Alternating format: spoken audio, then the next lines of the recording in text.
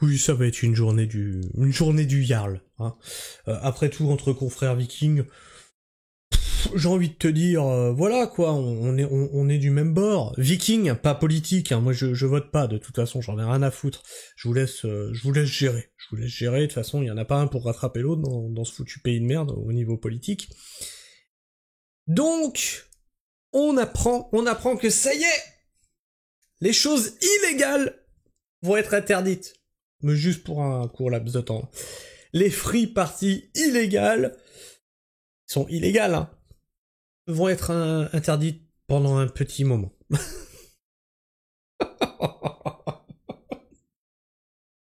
C'est-à-dire qu'on a un préfet qui prend des mesures, qui dit « Oui, alors ça, c'était déjà illégal dans les textes, mais du coup, on va l'appliquer quand même, hein, parce que oui, c'était illégal, mais voilà. » On en est rendu où de cette connerie de loup? En fait, à quel moment on a dit, bon bah, il y a des lois, bon bah, si les gens ils respectent pas, c'est tant pis. À quel moment? Mon Dieu. Alors on va écouter. Le Jarl qui nous dit, c'est lunaire, un arrêté pour interdire les free parties interdites. Ah, il est interdit d'interdire, hein. Mais maintenant on interdit des trucs qui sont déjà interdits. Oui, alors en fait c'était interdit, mais du coup on a décidé que ça serait vraiment interdit. Alors on va écouter ce qu'il nous dit, ce très cher Jarl. L'article d'Acturen est lunaire. Donc ok, le préfet fait un arrêté pour interdire les free parties illégales, donc par définition déjà interdites. Il a même mis une date. Si, tiens-toi bien, les free parties interdites illégales seront donc interdites par arrêté du 14 mars au 31 mars. Donc la bonne nouvelle pour les toughers, c'est qu'après le 31 mars, elles seront toujours illégales et interdites, mais plus interdites par l'arrêté préfectoral qui les interdit. Les free parties illégales et interdites sont interdites jusqu'au 31 mars. Voilà.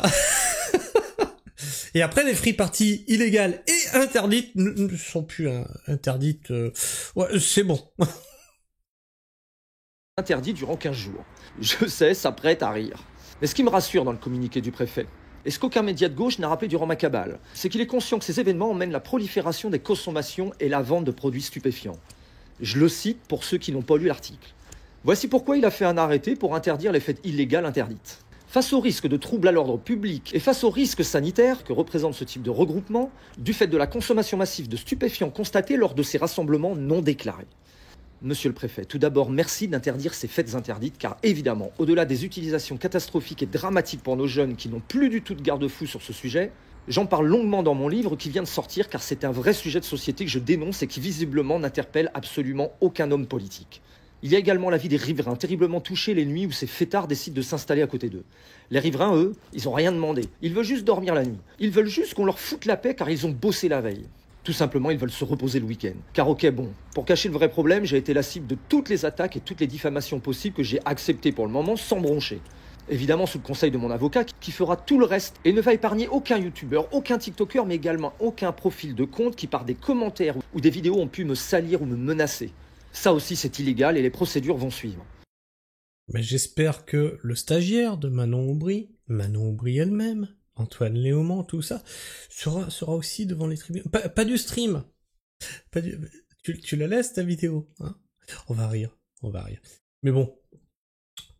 En fait, en réalité, hein, je pense que ça va faire pchit. Il y aura rien. En réalité, il y aura rien. Parce que, eh bien, même si t'es youtubeur, que tu as dit des choses sur le Jarl, etc., tu as le droit d'avoir un avis sur la situation. Là où c'est un peu plus tendax, c'est de mentir, et de mentir ouvertement. Et ça, certains l'ont fait. Et en sachant très bien qu'ils mentaient. Chacun de vos posts sous mes posts sont vérifiés. Chacun de vos posts sous d'autres posts sont vérifiés. Et en fonction de vos propos, mon avocat se chargera du reste. La vérité, monsieur le préfet. Repousser ces jeunes toughers dans 95% des cas d'une manière totalement pacifique. Je posterai une vidéo d'ailleurs ce soir sur ce sujet.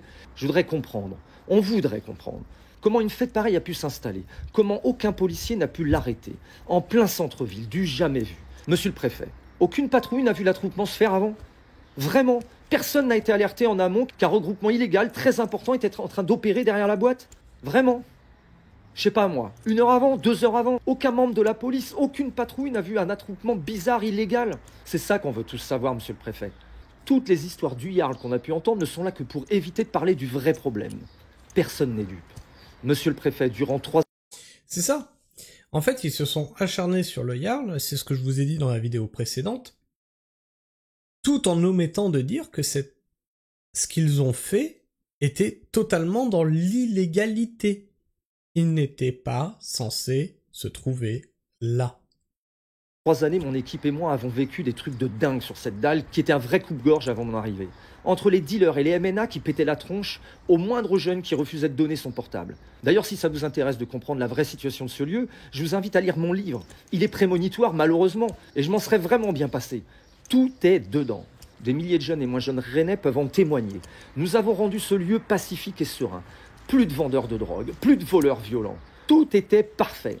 J'ai des témoignages de centaines de parents qui obligeaient leurs enfants à venir dans cet établissement car il était bien géré et sécuritaire pour leurs gamins. C'est d'ailleurs en partie ce qui a fait son incroyable succès. Jusqu'à cette putain de soirée illégale que les autorités n'ont pas réussi à empêcher. Suis-je le responsable de ça? Non. On n'avait rien demandé, nous. J'ai fait tout dans le bon sens. Dès qu'on a vu cet attroupement, la police a été appelée. Elle est venue. Après 1h30 d'inaction, les forces de l'ordre et les jeunes ont commencé à balancer sur les policiers des bouteilles de verre. Quand la police évidemment a répondu par de premières grenades lacrymogènes. Ma femme est allée directement chercher les policiers à l'aide, car devant la boîte, ça commençait à chauffer. La police à 100 mètres de nous n'est pas venue. Voyant notre incapacité à gérer ce genre de situation, je suis donc moi-même allé à mon tour réclamer des policiers pour s'occuper du domaine public devant l'établissement. Même réponse, monsieur le préfet. La police était là, devant moi, mais aucun policier n'a eu le droit de venir nous protéger, car pas assez d'effectifs. On nous a tellement abandonnés à une situation... Alors que, rappelez-vous, lors de l'incident de Thomas Crépol, il y a eu une manifestation de droite pour aller dans les quartiers de ceux qui avaient assassiné Thomas. Ah là par contre la police elle est intervenue.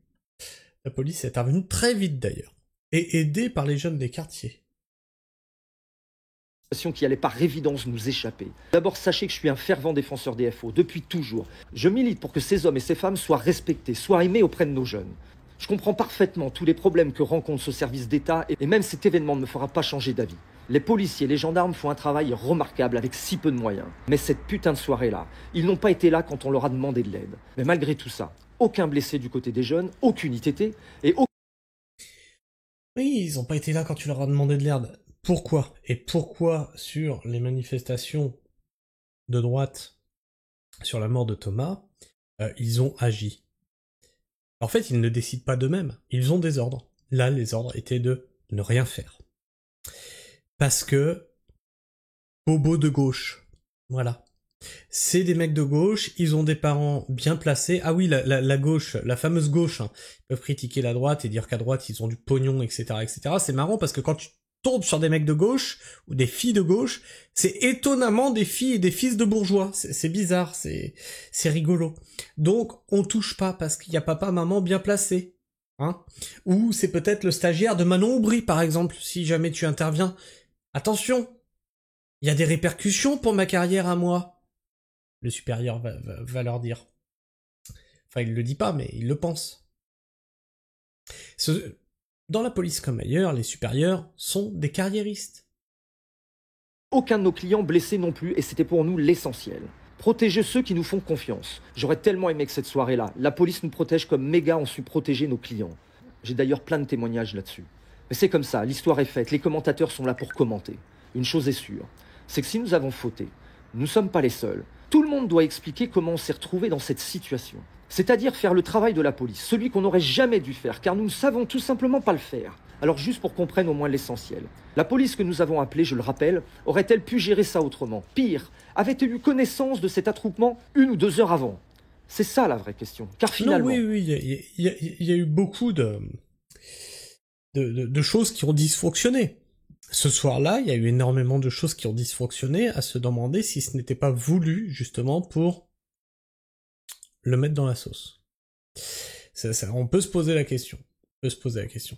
Donc pareil, hein, les commentaires sont restreints. À cause de quoi? Bah à cause de justement le problème de son avocat, comme il l'explique. Donc on va quand même voir ce qui se passe dans les commentaires. Et attends, c'est pas le pire, bientôt les arrêtés préfectoraux pour interdire les fêtes déjà interdites par des arrêtés préfectoraux. Le vrai problème, c'est le sous-effectif permanent dans la police. Ça me désole que tu sois en première ligne là-dessus, force à toi et aux forces de l'ordre. Alors là, oui, d'accord, il est en première ligne. Ok, là, parce que le Yarl est médiatisé. Mais combien de citoyens se retrouvent dans la merde comme ça, sans personne pour intervenir, sans personne pour venir à leur secours? Parce que déjà, quand tu es citoyen, on te dit il faut pas intervenir, faut pas jouer au héros, etc., etc., faut laisser la police faire. Quand la police n'intervient pas, tu fais quoi? Tu crèves. L'article de Rennes 24 est trompeur, cependant le communiqué du préfet ci-dessous est plus précis. Par ailleurs, si j'ai bonne mémoire, les rassemblements musicaux de moins de 500 personnes ne sont pas obligés d'être déclarés en temps normal. Oui, mais dans un bâtiment... Et les rave parties, c'est interdit, ils se font régulièrement chasser des terrains qu'ils occupent. Là, le problème, c'est d'être sur un endroit privé qui ne leur appartient pas. Vous comprenez pas ça, en fait, hein. Vous ne comprenez pas ça. Que tu fasses la fête chez toi, fais bien ce que tu veux. Après, t'as toujours un autre problème. Ça s'appelle le tapage. Alors, tout le monde dit oui, tapage nocturne. Tapage tout court, en fait. Qu'il soit nocturne ou diurne, c'est tapage. Donc là, on a Nicolas qui nous dit que bah voilà, oui, mais attention, mais oui, mais non. 500 personnes ne sont pas obligées d'être déclarées en temps normal. Il peut donc être légaux, oui, mais pas là. D'où la décision du préfet qui oblige temporairement à déclarer même si moins de 500 personnes sont prévues. Ouais, d'accord, je comprends dans quel sens il fait son message. Quand on connaît l'historique du personnage Yarl et les différentes condamnations, malheureusement, son honneur n'est pas égal à son élocution. Sur l'épreuve. Vas-y. On marche sur la tête, d'ailleurs, tiens. On va regarder un petit peu. Non. On ne peut rien savoir sur lui. On marche sur la tête à se demander si ce n'est pas le pouvoir pour bordéliser le pays, atteindre à la vie des citoyens et gérer le peuple par la peur, comme dans le livre d'Orwell, 1984, la guerre c'est la paix, le bordel c'est l'ordre, tout inversé pour être sûr de maîtriser les patriotes qui ont la France dans le cœur comme le Yarl. Soutien total, dans la tourmente, la lumière sera faite sur cette histoire, bravo d'avoir protégé les clients de la boîte des énergumènes, peace and N. Et ça m'a rappelé autre chose, ce petit message. Ordum ab chaos. L'ordre par le désordre. C'est la devise du nouvel ordre mondial. Créer un gros bordel, le chaos, pour ramener l'ordre, mais l'ordre voulu par les élites. Vous n'aurez plus rien, mais vous serez heureux. Après être passé par le chaos, forcément tu seras heureux de n'importe quel type d'ordre qu'on t'offrira. Enfin bref, je sais pas ce que tu penses de tout ça, n'hésite pas à me partager ton avis, ton opinion dans l'espace commentaire, à t'abonner si ce n'est déjà fait, et à vérifier que tu l'es toujours puisque YouTube en désabonne certains d'entre vous. Et puis tu peux partager cette vidéo pour montrer à quel point ce pays se barre en couille. Partage à tes amis de gauche, partage à tes amis de droite, partage à ceux qui détestent le Yarl, partage à ceux qui aiment le Yarl. Pour faire la lumière sur tout ça.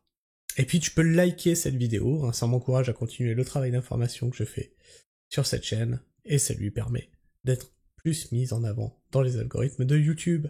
Sur ce, moi je vous fais la bise, prenez soin du sol, et restez pragmatiques. Ciao.